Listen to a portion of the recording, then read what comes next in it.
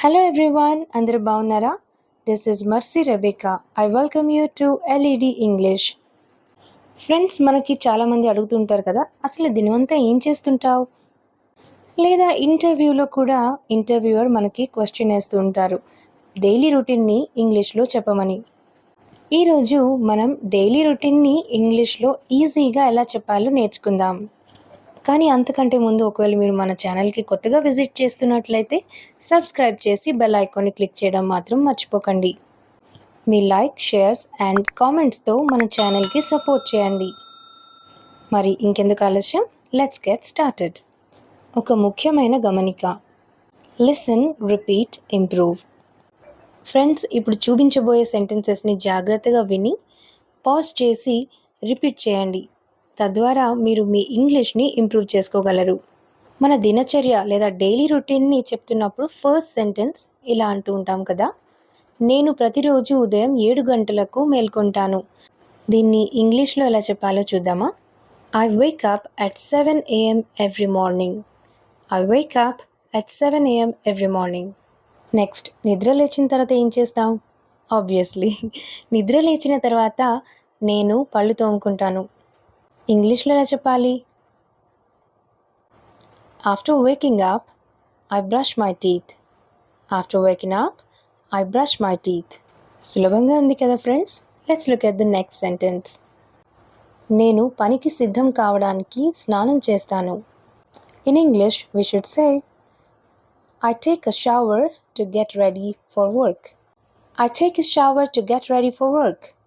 Next sentence ఏముంది guess చేయగలరా? Brush, స్నానం తర్వాత ఫుడ్డే. అప్పుడు నేను నా కుటుంబంతో అల్పాహారం తీసుకుంటాను. దీన్ని ఇంగ్లీష్లో ఎలా చెప్పాలో చూద్దాం. Then I have breakfast with my family. Then I have breakfast with my family.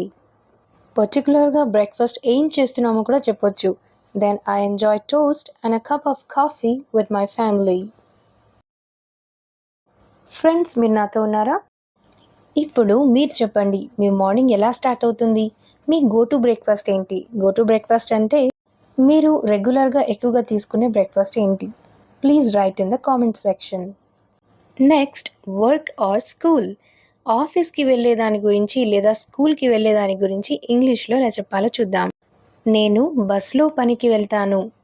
In English we should say I commute to work by bus. I commute to work by bus. ఆఫీస్కి చేరిపోయిన తర్వాత ఏం చేస్తూ ఉంటాం? రండి చూద్దాం. కార్యాలయంలో నేను నా ఈమెయిల్లను తనిఖీ చేసి నా పనులను ప్రారంభిస్తాను. ఇంగ్లీష్లో ఎలా చెప్పాలో చూద్దాం. At work I check my emails and start my tasks. At work I check my emails and start my tasks. అది సరే, కానీ మీరు స్కూల్, కాలేజ్కి లేదా ఆఫీస్కి ఎలా వెళ్తారు? వెళ్ళిన తర్వాత ఫస్ట్ మీరు ఆఫీస్లో లేదా స్కూల్లో ఏం చేస్తుంటారు? తప్పకుండా కామెంట్ చేయండి. Now let's move on to afternoon adventures. మధ్యాహ్న సమయంలో ఏం చేస్తుంటామో దాన్ని ఇంగ్లీష్లో ఎలా చెప్పాలో చూద్దాం. మధ్యాహ్న భోజనం కోసం నేను సాధారణంగా ఇంటి నుండి శాండ్విచ్ తెస్తాను. ఫ్రెండ్స్, శాండ్విచ్ అనకుండా శాండ్విచ్ అనాలి, ఎందుకంటే d is silent. For lunch I usually bring a sandwich from home. For lunch I usually bring a sandwich from home.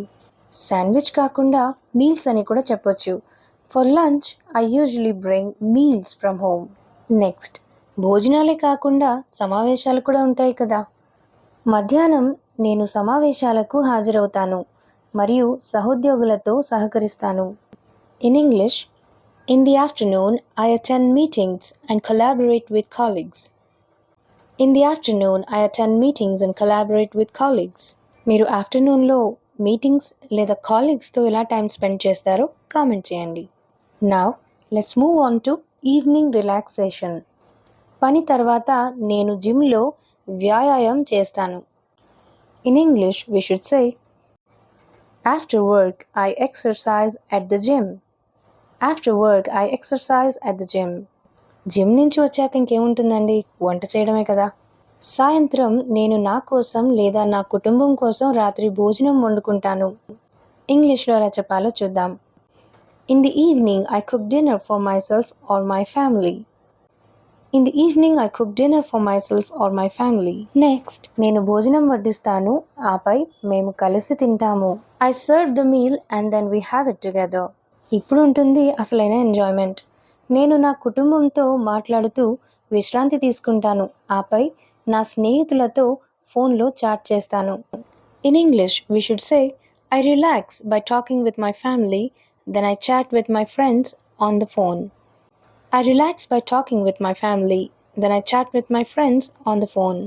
Now on to the last sentence. నేను చివరకు నా రోజును రాత్రి 10:30 గంటలకు పూర్తి చేస్తాను, ఆపై నేను పడుకుంటాను. దీన్ని ఇంగ్లీష్లో ఎలా చెప్పాలో చూద్దాం. I finally finish my day at 10:30 p.m. and then I head to bed.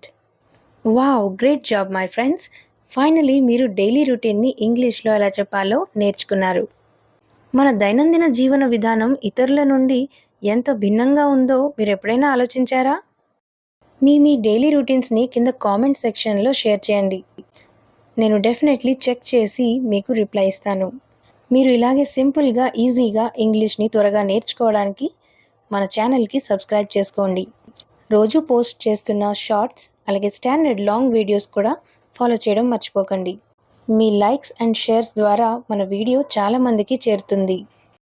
Me like, shares and కామెంట్స్తో మన ఛానల్కి సపోర్ట్ చేయండి. Until next time, happy learning.